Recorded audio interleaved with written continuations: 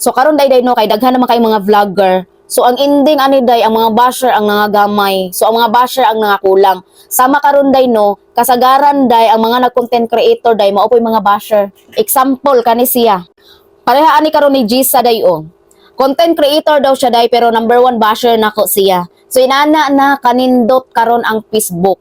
Kay mismo mga content creator mo bash na pod sa ilahang kapwa content creator.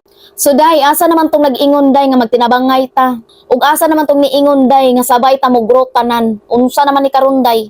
Pati ikaw Gisa basher na ka. Day Gisa, tarongag buhat nimo mga content para na kay views. Ayaw sige paghilabot sa kuha.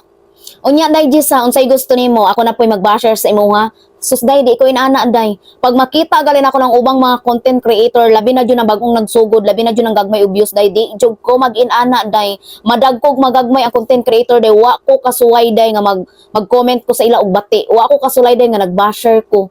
Mo nang imuha bitong sige kay panghilabot aning ubang mga content creator day, pagbuhat og tarong sa imong content para na kay views, no? Aya sige panghilabot og maura day tunobay uy.